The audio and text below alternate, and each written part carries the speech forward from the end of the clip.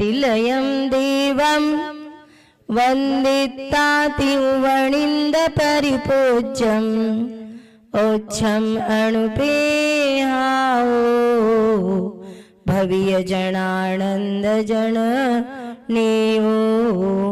बोलिए अनंतानंत सिद्ध परमेष्ठी भगवान की, सम्य शिखर जी सिद्ध क्षेत्र की, आचार्य श्री कार्तिकेय स्वामी की, प्रथमाचार्य आचार्य आदि सागर जी गुरुदेव की, आचार्य श्री महावीर कीर्ति आचार्य विमल सागर जी गुरुदेव की, तपस्वी सम्राट आचार्य सन्मति सागर जी गुरुदेव की, परम पूजनीय आचार्य सम्मत सागर जी गुरुदेव की, चतुर्थ पट्टाधीश सचर सुनील सागर जी गुरुदेव की, मुनि श्री शुभ सम्राट सागर जी गुरुदेव की, गणी न्यारिका स्वस्तिमती माता जी की।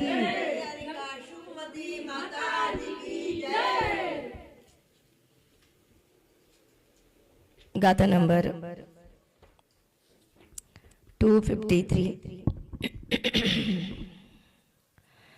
आचार्य भगवान ने कहा था कि बहुत कहने से क्या मतलब है ना। ये गाथा आई थी कि किम बहुना उत्तेन या जेतीय मेत्तानि संति नामानि, अधिक कहने से क्या, जितने नाम है उतने ही नियम से परमार्थ रूप पदार्थ है।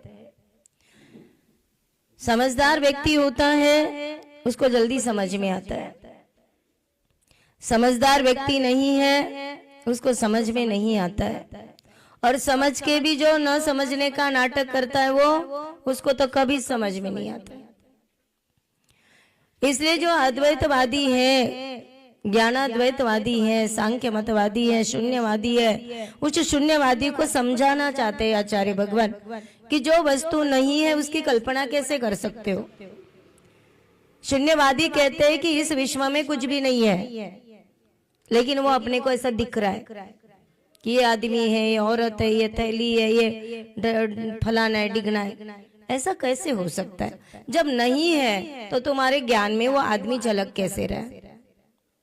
वस्तु है ही नहीं है तो व्यक्ति कैच कैसे होगा? कैमरा सामने रखोगे जो वस्तु कैच हो रही है, जब वस्तु नहीं है तो कैमरा में कैच कैसे हो रही है ना।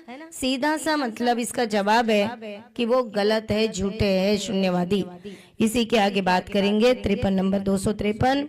नाना धम्मे जुदम अपाणम तः परम निश्चय दो जम जाने दिस जोगम तम नाणम भण्य दे समये।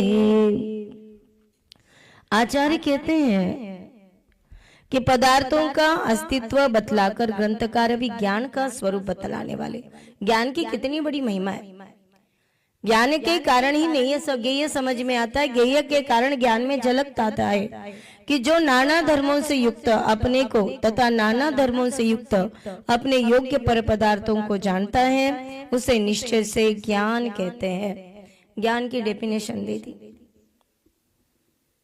ज्ञान की डेफिनेशन क्या है? नाना धर्मों से युक्त। नाना धर्म मतलब नाना पर्याय, नाना गुणों से युक्त अपने को तथा नाना धर्मों से युक्त अपने योग्य पदार्थ पर पदार्थों को जानता है। स्वपर सर्वज्ञ की कला अभी से अपने में होती है लेकिन समझते नहीं। अपन अपने को भी जो ज्ञान अपने को भी जानता है और पर को भी जानता है, नाना पर्याय सहित या फिर नाना गुणों सहित पदार्थों को जानता है, भावार्थ उसे ज्ञान कहते हैं। जो जानता है उसे ज्ञान कहते हैं। सिंपल डेफिनेशन, जो जानता है उसे ज्ञान कहते हैं। और अपन ध्यान में क्या लेते हैं? जानने वाले को जानो, है ना। अब प्रश्न होता है कि वह कैसे जानता है? तो योग स्वयं अपने को अन्य पदार्थों को जानता है, वह ज्ञान है।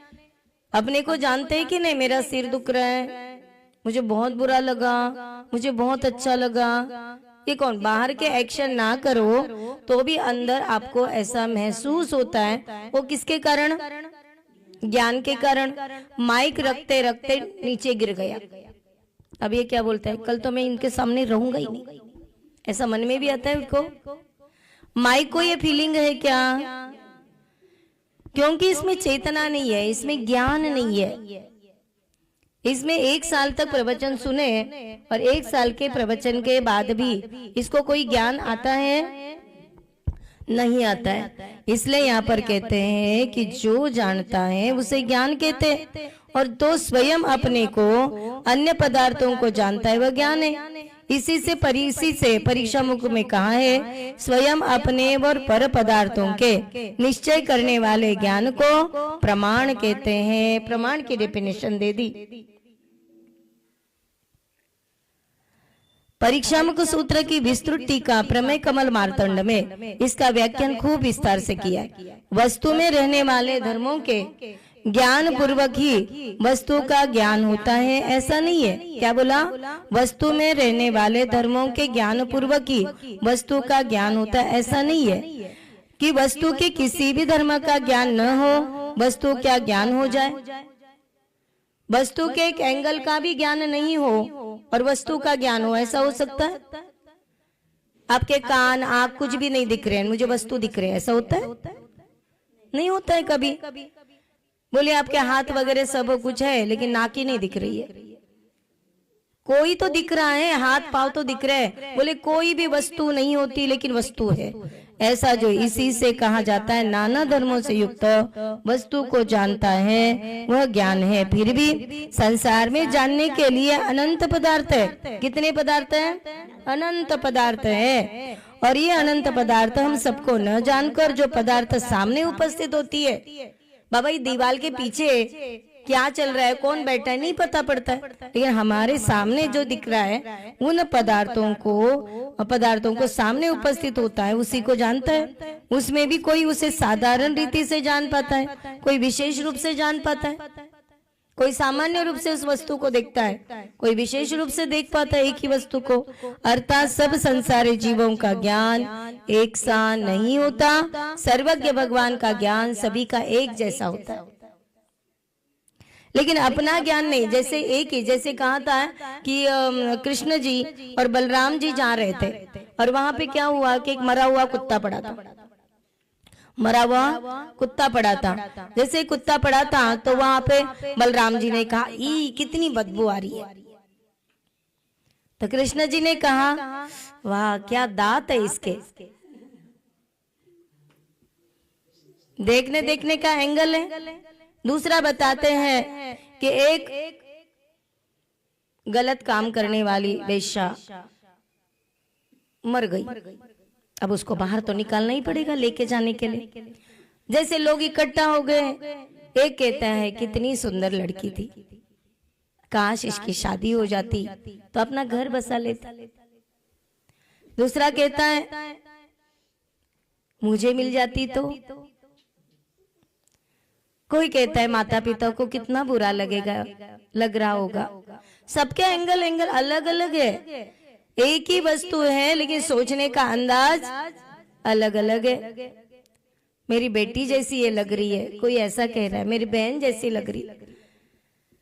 कहने का तात्पर्य है कि हर वस्तु को देखने का एक नजरिया होता है, एंगल होता है। अपन दूसरे को गलत नहीं बोल सकते। इसी से कहा जाता है अपने योग्य पदार्थों को जो जानता है वह ज्ञान है। हमारे ज्ञान में जैसे लगा, सिर्फ उस ज्ञान में, उस ज्ञान जानने में अहिंसा, सत्य, अचौर्य, ब्रह्मचर्य, अपरिग्रह या फिर परिग्रह प्रमाण, इस रूप से जानना चाहिए। जिसके अंदर ऐसा नहीं होता है समझ लेना तुम्हारे जानने का नजरिया गलत है।